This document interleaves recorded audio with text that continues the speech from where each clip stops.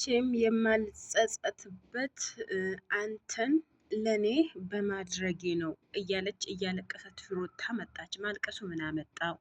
አንደኛ የፎከርሽው ነገር ስላደረግሽ ደግሞ ደስተኛ ልትሆኝ ነው የሚገባሽ። አልገባኝም፣ ለምን ታለቅሻለሽ?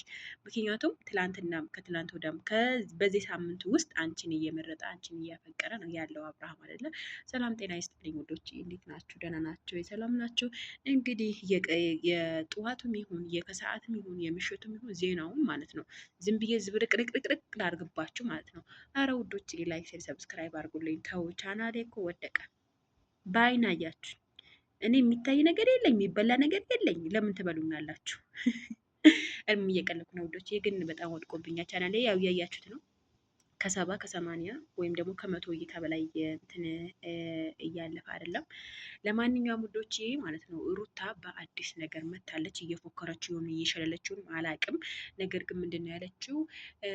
መቼም የማልጸጸትበት ነገር አንተን ለእኔ በማድረጌ ነው ብላ እንደገና ደግሞ ካጠገቡ አሻንጉሊት እያለቀሰ ነው ያረገችበት ማለት ነው። በምን ምክንያት እንዳለቀሰች እንዴት ወዴት አላቅም።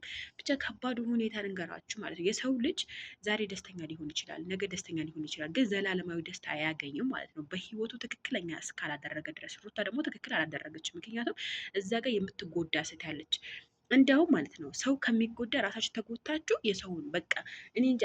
አሁን ምሳሌ ሩታ አይከፋትም። ለምን አይከፋትም በሉ። ልጅ አላት፣ ከልጇ ጋር ትጫወታለች፣ ብዙ ነገር ታሳልፋለች።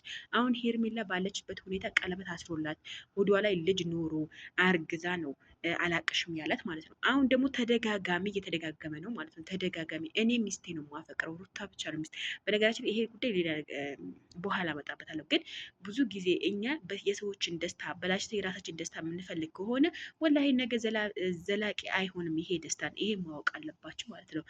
ይሄ ነገር ዘላቂ ይሆንልኛል ብላችሁ ካሰባችሁ ተሳስታችኋል። አሁን ሩታ ያላሰበችው ነገር አለ እዚህ ጋር።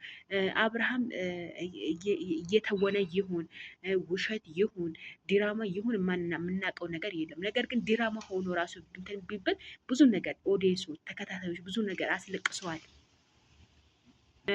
ንፋሷ ራሱ ላወራ ከለከለኝና አብርሃም እውነት እየተወነ ከሆነ እጅግ በጣም ከባድ ሁኔታ ነው። ምክንያቱም አንደኛ ሄርሜላ ትጎዳለች። እየተወነ ከሆነ እያወቀ ከሆነ ሄርሜላ እጅግ በጣም ነው የምትጎዳው። ይቅር አትለውም ማለት ነው። ነገር ግን እውነት ረስቶ ይሆን እውነት ሌላ ነገር ተደርጎበት ከሆነ ማለት ነው ሄርሜላ ትረዳዋለች፣ ታፈቅረዋለች። የልጇ አባት ነው፣ ኦልሬዲ ትረዳዋለች። ነገር ግን ይሄ ነገር ድራማ ከሆነ ውሸት እየዋሻት ከሆነ በጣም ከባድ ሁኔታ ከባድ አደጋ ነው የሚፈጠረው ማለት ነው።